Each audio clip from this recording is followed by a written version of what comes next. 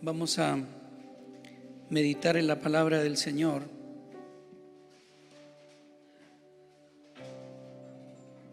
¿Hay alguien ahí? ¿Quién está ahí?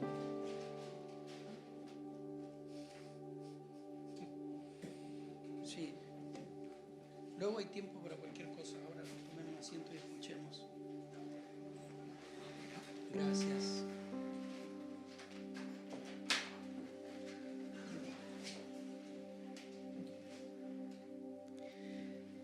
Hoy vamos a comenzar una nueva serie.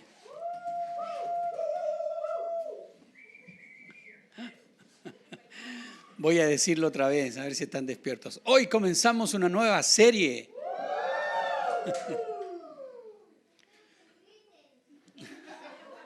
Ya saben. Una serie que se llama simplemente La Gran Aventura. La Gran Aventura. Y el Señor ha estado despertando mi corazón respecto de esto, ¿no? De cómo el Señor nos quiere llevar a esta gran aventura. ¿Qué piensas? ¿Qué viene a tu mente cuando piensas en aventura? Se utiliza para cosas que no son tan buenas a veces. Tuve una aventura, ¿no? Pero incluso esos conceptos que no son tan buenos nos hablan de ir, de cruzar un límite, de transgredir una frontera. ¿Se fijan? Una aventura es ir más allá de lo cotidiano. Es hacer algo que nunca antes has hecho. Y si, no importa, es una aventura. Hay publicidad que dice, ven a la aventura. Bueno, la aventura por definición es eso, es cruzar tu límite y explorar otros límites. Es salir de tu comodidad, es salir de tu zona de seguridad. Escuchen bien lo que estoy diciendo, porque a eso es a lo que nos llamó el Señor. Siempre que hablo con Él, siempre que tengo este tiempo con Él, me doy cuenta de que Jesús es mucho más de lo que puedo imaginar o concebir. Dios nos lleva a una aventura, Dios nos llama a una aventura y Él quiere que tú y yo participemos de ella. Necesitamos saber que esa es la vida a la cual Dios nos ha llamado en Cristo. El reino de Dios, en la palabra, en la Escritura, es semilla de mostaza. El reino de Dios es levadura. ¿Y saben de qué nos habla eso? De que la naturaleza del reino, lo hemos dicho en otras ocasiones, es la expansión. Miren los evangelios, dense cuenta cómo Jesús tomó a estos hombres y los llevó a una aventura. Vez tras vez ellos exploraban sus límites y cruzaban sus límites, todo tipo de límites, culturales, teológicos, espirituales, geográficos. Los 3 años de los discípulos con Jesús fueron una aventura total. Me encanta pensar en cómo los discípulos se levantaban y decían, ¿qué va a pasar hoy? ¿Qué se le va a ocurrir hoy? ¿Qué va a hacer hoy? De verdad, se tiraban los pelos. Conversábamos con Natalia y hablábamos de verdad lo fuerte que debió haber sido para los discípulos ver a Jesús hablando con una mujer samaritana. Para nosotros como romántico, la mujer samaritana, el amor. No, era grotesco. Un hombre hablando con una mujer. Un hombre hablando con una mujer samaritana, un hombre hablando con una mujer samaritana que era la más despreciada de todas las samaritanas. Eso es escandaloso. Pero Jesús rompía los límites y Él los llevaba a una aventura. Cuando hablo de aventura no estoy hablando de, qué sé yo, un speech humano. Yo no soy un coach, ¿me entiendes? Yo no les hago coaching a ustedes, no, de explorar tus límites, no. Lo humano, escucha bien lo que voy a decir, lo humano es lo opuesto. Lo humano es encasillar a Dios en nuestras limitaciones, en nuestras preferencias, en nuestros prejuicios. Chiquillos, ¿y acaso eso no es lo que hemos hecho sistemáticamente? Eso hizo el pueblo de Israel a lo largo de su historia. Utilizó a Dios para sacralizar sus prejuicios, sus preferencias, sus límites. El reino de Dios es todo lo opuesto. El reino de Dios desafía los límites. El reino de Dios desafía tus prejuicios, desafía tus preferencias. Y a lo largo de toda la Biblia encontramos hombres y mujeres que vivieron esta incomodidad. Yo quiero decirte, yo no sé si te va a gustar o no esta serie. Espero que sí, espero que sea una bendición en las manos de Dios. Pero yo me propongo que el Espíritu Santo te incomode.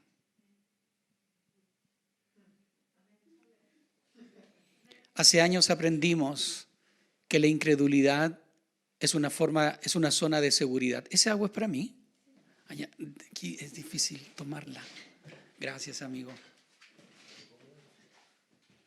Gracias. La incredulidad es una zona de seguridad.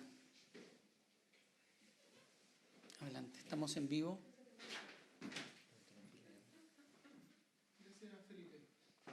Para no interrumpir la cámara, dice. Ah, sí, qué bueno. No interrumpiste nada, no te preocupes. Bueno, ok. No, pero si el espíritu me lleva para otro lado. ¿Cómo estoy? Ahí sí estoy bien. Me veo bonito. ¿En qué quedé? Me distraen, ¿ven? La incredulidad es una zona de seguridad. La incredulidad siempre acierta su pronóstico. ¿Viste? Yo sabía que no se iba a sanar. ¿Viste? Yo sabía que no iba a pasar. Y nos refugiamos en la incredulidad. La fe es una zona de riesgo. ¿A qué no sabes a dónde Dios te quiere llevar? ¿A una zona de seguridad o a una zona de riesgo?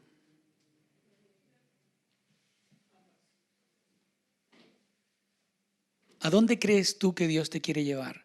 ¿A una zona de seguridad de la incredulidad o a una zona de riesgo? De riesgo.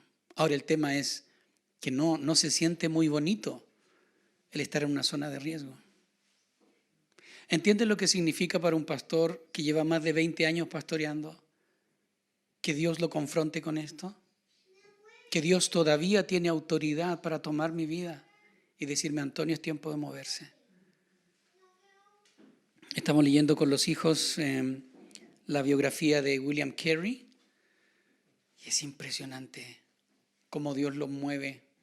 Él era un tipo de escasos recursos, de una familia sencilla en Inglaterra, a fines del 1700, y Dios lo desafía a dejar toda su comodidad. Nunca había visto el mar, lo vio después de adulto y se adentró, cruzó el océano para llegar a India. Bueno, ese es nuestro Dios. La Biblia está llena de historias de hombres y mujeres que fueron desafiados por Dios a vivir esta gran aventura. ¿Cuál fue esta aventura? ¿Una aventura propia? No. ¿Seguir sus propios impulsos? No. Es ir más allá de sus impulsos, de sus sueños. Estoy hablando del reino de Dios, de los propósitos de Dios. Y muchas veces vendemos el propósito de Dios por una gloria inferior. Hace semanas atrás prediqué de eso, que si tú te olvidas de Dios y empiezas a encandilarte y a dejarte seducir por la gloria del mundo, no es porque estés ansioso o ansiosa de más gloria, es porque te conformas con menos o porque no estás viviendo la vida que Dios quiere que vivas. La vida con Dios es una aventura. Hoy vamos a ver el comienzo de esta aventura. Hoy es la primera reunión y les toca a ustedes ser parte presencial de esto. ¿No les parece emocionante? ¿No les parece aventurero? Pura juventud. La juventud. Esta aventura no empieza en ti, no empieza en mí. Ah, pastor, es que usted es loco. No tiene que ver conmigo, no tiene que ver contigo, tiene que ver con Dios. Tiene que ver con Dios.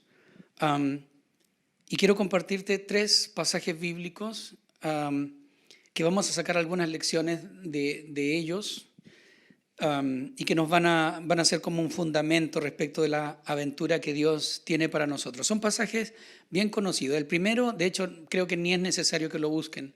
Está en Génesis 1:1. O sea, Génesis 1:1. Pero pensemos en esto. Escucha bien, la revelación bíblica comienza con esta frase. Todo lo que Dios quiso que nosotros conociéramos en los 66 libros de la Biblia empieza con esta frase. En el principio creó Dios los cielos y la tierra. Yo creo que nadie que sea cristiano no conoce esa frase, ¿no? Oye, ¿en serio tú eres evangélico y no sabes lo que dice Génesis 1:1? Digámoslo al unísono. A ver, 1, 2, 3. El principio. Sencillo, ¿no? Pero yo quiero hacerte algunas preguntas, que son sencillas también, pero espero que nos lleven a pensar, a salir de nuestro límite. Antes de que fuera creada la tierra, ¿dónde pisaba Dios?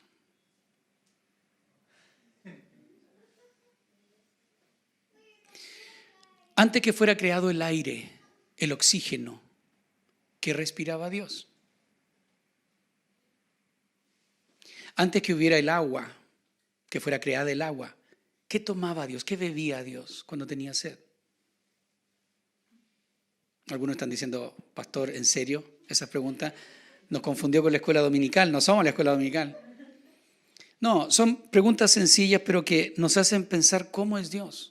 Dios es más allá de nuestra imaginación. Dios no necesita globo ocular, no necesita oreja, no necesita agua, no necesita un lugar para pisar. Dios es absolutamente otro. Y el texto nos dice, en el principio creó Dios. Quiere decir que antes de que todo fuera creado, Dios ya existía. Y en algún punto de la creación, lo siento camarógrafos, lo voy a complicar, antes de que existiera la creación, Dios, que era autosuficiente y tiene existencia propia, esta es teología pura, ¿no? Él decide crear. Él decide crear. Y me encanta pensar, o me gusta pensar, de que Dios toma, no sé, como una especie de croquera eterna, sobrenatural, y empieza a pensar, ¿qué voy a crear? Y piensa en unas criaturas que sean especiales. Y dice, ¿cómo va a ser la apariencia externa de estas criaturas? Y empieza a ver diferentes alternativas. Puede ser así. Y finalmente se decide por un tejido de millones y millones de fibras. Y le llamó piel. Y luego comienza a bosquejar las partes internas. ¿Cómo va a funcionar? 2 piernas, 2 brazos, una cabeza, en fin. Y comienza a hacer bocetos. En algunos les quedó mejor que otros, no sé. Pero Dios comienza a crear. Luego, en un arranque de creatividad, dice, voy a hacer la vegetación. Pero luego dice, voy a ponerle colores a la creación y voy a pensar en un color para la vegetación, verde, pero no solo verde, tonalidades de verde. Y luego del verde también voy a jugar con ocres, con anaranjados, con amarillo, con café. ¿Me van siguiendo? Luego piensa el cielo. ¿Cómo hacemos el cielo? Voy a hacer una masa de aire, de oxígeno, de un gas que pueda sostenerlos y darles vida. Pero lo vamos a hacer interesante. Voy a hacer que sea azul. No tiene color, pero para ellos será azul. Luego pensó en las nubes, blancas, con tonalidades de gris y otras tonalidades. ¿Qué otras tonalidades tienen las nubes? Niños, queridos alumnos. No, las nubes no son solo blancas y grises. Vamos, participen conmigo. Anaranjados. ¿Qué otros tonos? Tonos violeta. ¿Se fijan? Estoy hablando de la creatividad de Dios. Luego Dios dice, esto necesita luz. Voy a crear la luz. Pero luego Dios dice, es fome que solo se encienda la luz y se apague la luz. Chic, se encendió la luz, chic, se apagó la luz. Y entonces creó el amanecer y el atardecer. ¡Wow! Es hermoso. Estén seguros de esto. Si el amanecer y el atardecer ocurriera una vez al año, todos pagaríamos por verlo. Pero ocurre todos los días. Y es como cotidiano. Es la creación de Dios. Dios es un Dios que crea. Dios es un Dios creativo. Tiene vida en sí mismo, tiene existencia propia, no necesita de nada. Pero Él es un Dios de aventura. Y Él dice, voy a crear cosas. Luego dijo, el mundo está precioso, pero tiene que oler bien. Y voy a hacer perfume a las flores. Tiene que oírse bien. Y entonces creó el sonido del mar, de un arroyo, de las aves. Pastor que se puso poético. No, eso es lo que Dios creó para ti y para mí. Y luego creó la música, estas ondas, estas frecuencias agudas, medias, graves, que deleitan nuestro corazón. Este es el Dios de la aventura, el Dios que crea. Pero sabes, Dios no solamente creó, Él sigue creando. ¿Tú sabes que Dios creó tu infancia, tu nacimiento? No lo había pensado. Dios creó tu nacimiento. Él creó tu infancia. Tú dices, bueno, no hay muchas cosas de mi infancia en las que pueda gozarme. Dios creó tu vida. Dios crea cada día para ti. Salmos dice, este es el día que ha hecho el Señor. Nos gozaremos y nos alegraremos en Él. Así que Dios creó este día. Él ha creado tu historia. Él crea tu vida. Él te creó tal como tú eres, con tus capacidades. Yo sé que cuál es más, cuál es menos, a veces estamos disconformes con la forma en que fuimos creados, ¿no? Pucha, Señor, le hubiera puesto un poquito más de esfuerzo en esto, un poquito más de cariño en esta otra área. Pero sabes, Dios nos creó y Él no se equivocó al hacernos. Otra vez, esto no es un coaching. Estoy hablando lo que nos enseña la palabra. Dios creó y diseñó cada parte de nuestro cuerpo. Él sigue creando nuestras vidas. Este es nuestro Dios, un Dios siempre creador, y Él nos invita a vivir la aventura de la vida que Él creó para nosotros. Dios creó una vida para ti. Él es este Padre que nos mira de cerca, que nos ve de cerca. Yo les he contado muchas veces esto, la forma en que Dios en diferentes ocasiones, en el accidente de mi mamá, en otros momentos difíciles que he vivido, Él me muestra su amor y me dice: Antonio, yo sigo pendiente de ti. Yo soy tu creador. Yo conozco cómo funcionas. Yo creé una vida para ti, una historia para ti. Este es el Padre que crea y que nos invita a vivir esta aventura. Ahora sí quiero que vayan conmigo a Mateo, capítulo 4. Es el segundo pasaje. El primer pasaje es Génesis 1:1. Y el segundo pasaje es Mateo 4, del 18 al 22. Mateo 4, del 18 al 22. Dice así: pasando Jesús junto al mar de Galilea, otra versión dice andando Jesús junto al mar de Galilea, vio a dos hermanos, Simón, llamado Pedro, y su hermano Andrés, que echaban la red en el mar porque eran pescadores. Y les dijo: venid en pos de mí y os haré pescadores de hombres. Ellos entonces, dejando al instante las redes, lo siguieron.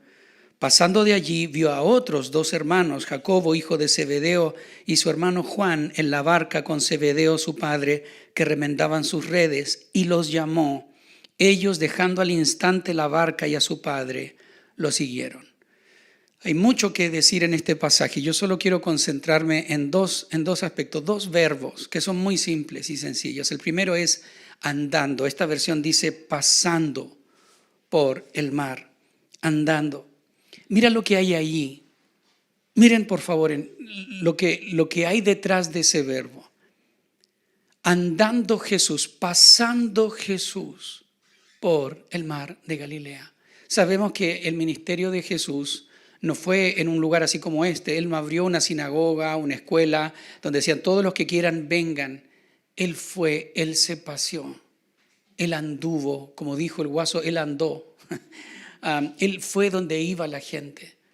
Ahora, es el mar de Galilea. Tienen que saber que el mar de Galilea es una de las 3 masas de agua que están bajo el nivel del mar. Bajo el nivel del mar. ¿En serio, pastor? Sí, en serio. El otro es el río Jordán y el otro es el mar Muerto. Es una fosa. Bueno, no quiero ir más allá para no tomar más tiempo. ¿Por qué les digo esto? Porque el mar de Galilea tiene un clima subtropical. Por eso se levantan tormentas como las que relatan los evangelios. ¿Y qué quiero decir con esto? Que mucha gente enferma prefería irse a vivir a ese lugar por el clima. No había mucho adelanto médico. Aparte de eso, había gran cantidad de peces. Por lo tanto, había una industria pesquera. Pedro, Juan, Jacobo y Andrés eran socios en esta actividad pesquera. ¿Qué significa todo esto? Esto significa asentamiento de personas. Esto significa gente.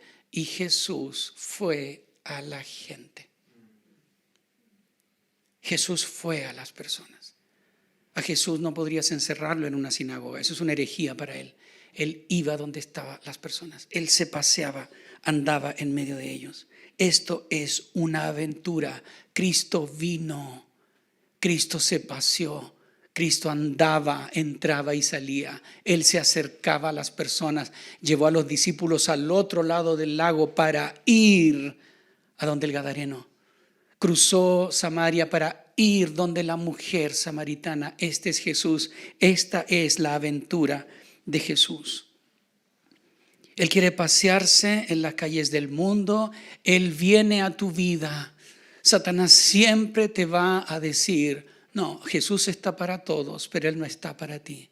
Jesús vino, chicos. Jesús se paseó. Él se acerca, Él llega donde tú estás y llega a hacer lo que tú necesitas. El primer verbo. El segundo verbo es muy sencillo.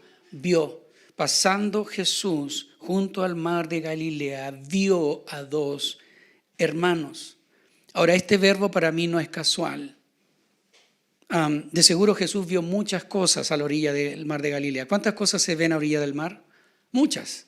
Aves, peces, arena, piedras, qué sé yo, pescadores. Cuando la Biblia me dice que Jesús ve a estos pescadores, quiere decir que se fijó en ellos, que centró su atención en ellos. Ahora, el Evangelio de Juan, capítulo 1, nos dice del 35, si alguien está tomando apuntes, Juan 1:35 en adelante nos dice que Jesús ya conocía a Simón, a Andrés, a Juan y Jacobo y a Natanael. Entonces ya los conocía, pero va por la orilla del mar y entonces pone su atención en ellos y los llama. Ahora, Jesús no solo anda hoy, Jesús ve hoy.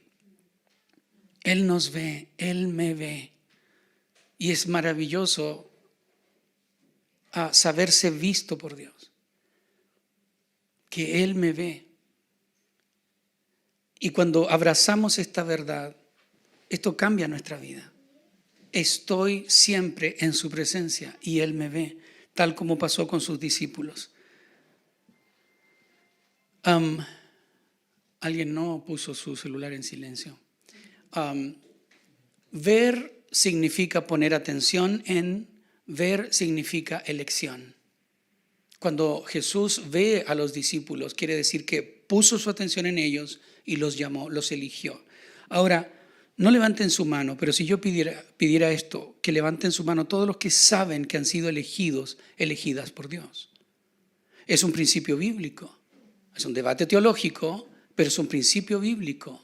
No sé cómo, no sé exactamente cómo funciona, pero el texto bíblico me dice que Dios me eligió, que fui elegido por Él, que hemos sido elegidos por Él. Él te escogió, Él te vio y te escogió. Y eso es parte de la aventura, somos escogidos.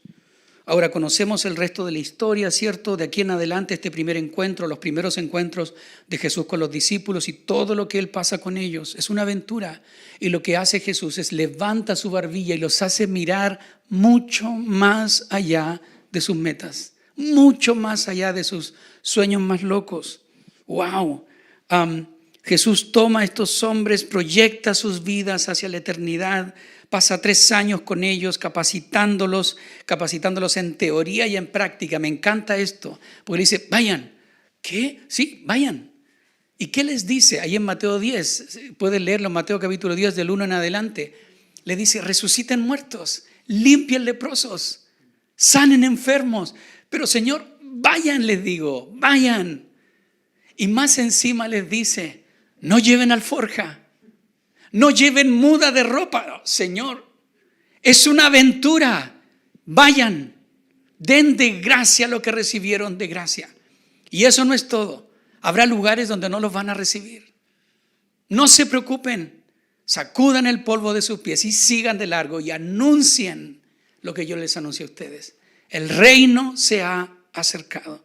Esa es una aventura. Pero hay algo más, porque esto no se queda aquí. Los discípulos, todos ellos fallaron. Negaron a Jesús, lo traicionaron, no directamente, pero sí lo traicionaron en el sentido que lo dejaron solo. El único que quiso hacer algo, lo hizo mal, era Pedro. Los evangelios no esconden para nada la debilidad de los discípulos, al contrario, son súper crudos en mostrarlo. Pero creo que aquí es precisamente donde la aventura toma relevancia. ¿Por qué? Porque Jesús los restauró y los envió otra vez. Vayan, pero Señor, está todo perdonado. Vayan, la gracia de la que les he hablado es mucho más fuerte que sus debilidades. Y yo sé que Satanás levanta nuestras debilidades para que sean ellas las que nos definan. Y entonces nos quedamos en la zona de seguridad. Jesús dice, ¿sabes qué? Yo puedo con todas tus debilidades. Esa es la aventura a la que te llamo. Así que Jesús captó a estos hombres y les mostró el horizonte. Proyecta sus vidas hacia una aventura. Ahora piensen en esto, esclavos espirituales de una religión así como opresora, opresiva, asfixiante, Jesús los toma y les muestra el reino de Dios, el carácter de Dios. Es una aventura. Vengan en pos de mí, yo voy a hacer de ustedes pescadores de hombres. ¿What? Ahora, ¿cómo se aplica esto contigo, conmigo? ¿Tú crees que Dios va a tu vida, que Dios quiere ser parte de tu vida, que Dios es parte de tu vida, que Dios te ve, que Dios te escogió, que Dios tiene un propósito contigo, tiene una aventura? Tercer pasaje, Hechos 16. Vayan conmigo a Hechos 16.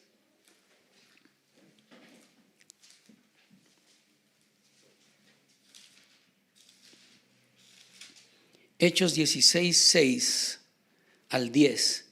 Dice así: atravesando Frigia y la provincia de Galacia, les fue prohibido por el Espíritu Santo hablar la palabra en Asia. Y cuando llegaron a Misia, intentaron ir a Bitinia, pero el Espíritu no se lo permitió. Entonces, pasando junto a Misia, descendieron a Troas. Una noche Pablo tuvo una visión. Un varón macedonio estaba en pie, rogándole y diciendo: pasa a Macedonia y ayúdanos. Cuando vio la visión, Pablo, enseguida procuramos partir para Macedonia, dando por cierto que Dios nos llamaba para que les anunciáramos el Evangelio. Me encanta ver cómo el Espíritu Santo toma control de este viaje. Escuchen bien, el segundo viaje misionero es de lo más plano y sencillo que hay. El primero es como más emocionante. En Antioquía, en Hechos 13, el Espíritu dice: apártenme a Bernabé y a Saulo. Entonces salieron como que entre vítores y aplausos. El segundo fue fome. Simplemente Pablo y Bernabé dicen: oye, vamos a ver la iglesia aquí. Ya, pues vamos, listo, ya. Pum, pum, mañana aquí, a esta hora, ya, listo. Y fueron. Más encima, tuvieron atado, tuvieron pelea. Y Bernabé se fue a Chipre y Pablo tomó a Silas y se fue. Ese fue el viaje, así súper fome. Sin embargo, en un punto de este viaje, ¡fum!, el Espíritu Santo irrumpe y lo cambia todo.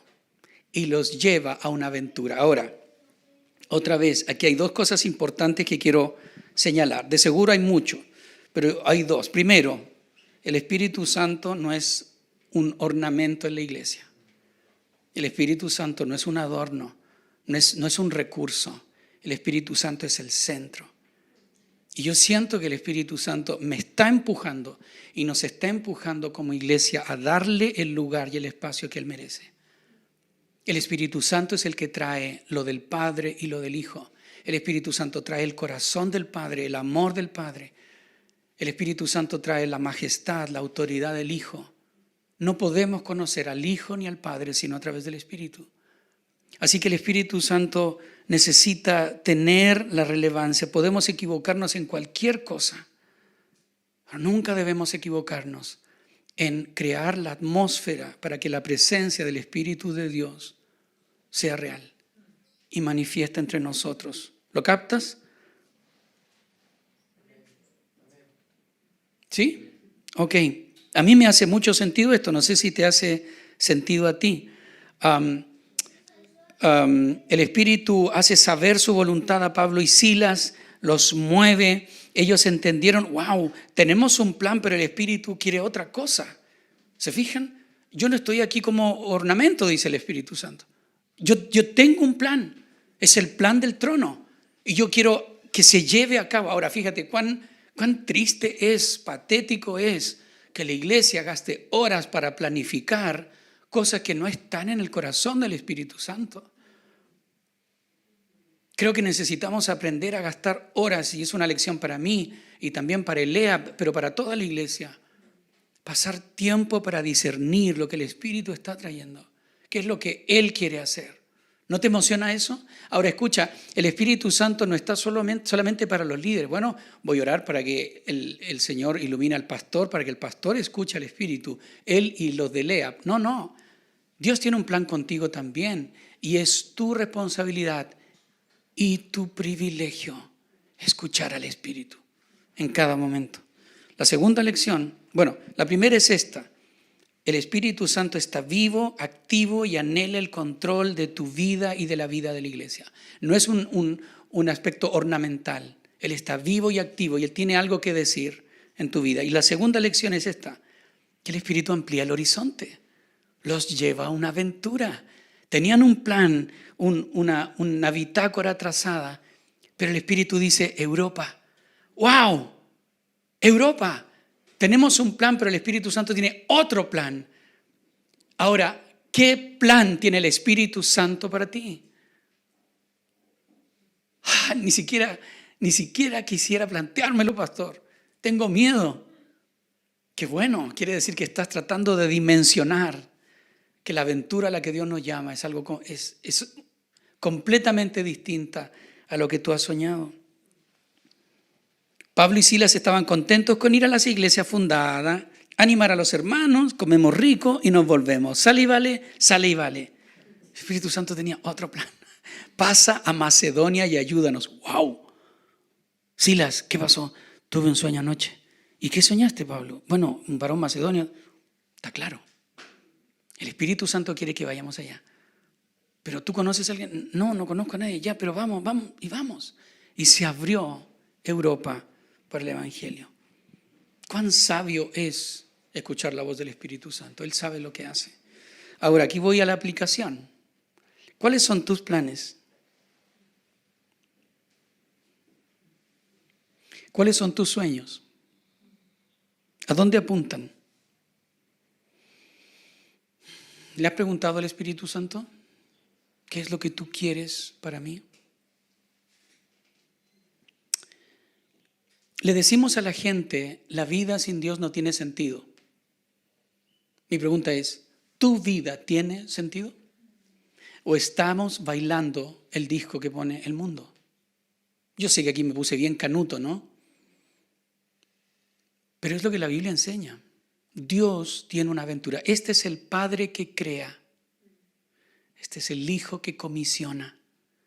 Este es el Espíritu Santo que conduce.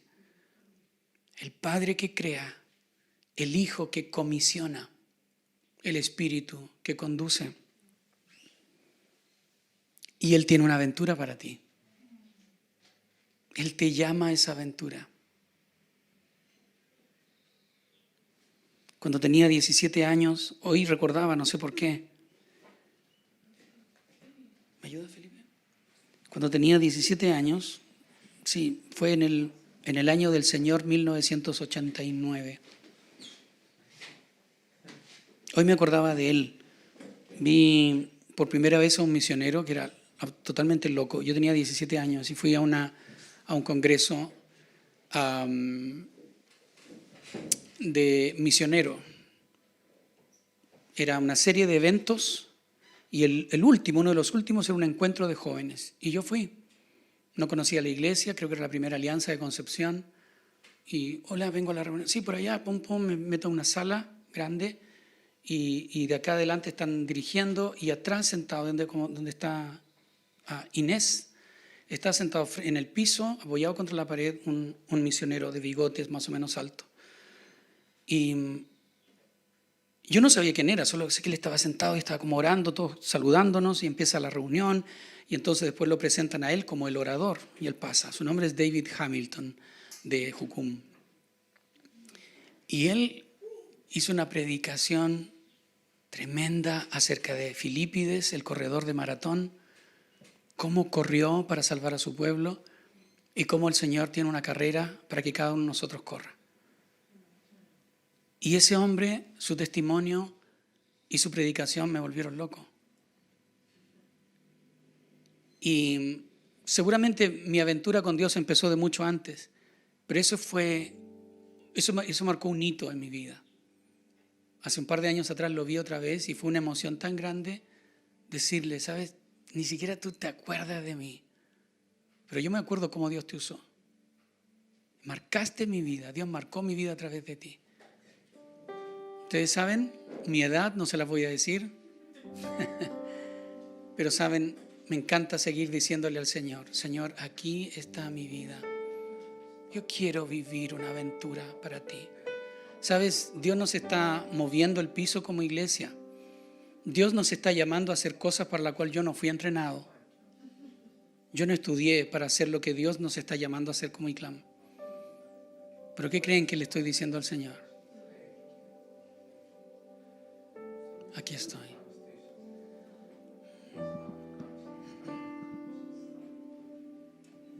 Si te hizo sentido esto, ponte en pie y empieza a hablar con Dios.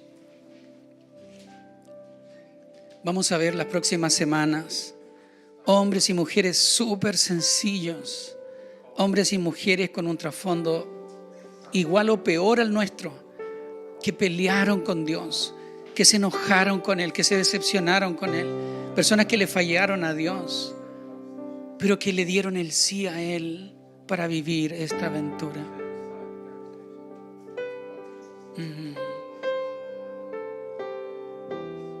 Ve tu manera de responderle a Dios. Si quieres levantar tus manos, si quieres pasar aquí adelante, esto está abierto y el Espíritu Santo está aquí. Y si tú lo buscas, Él va a traer respuestas a tu corazón. Él es el Dios de la aventura.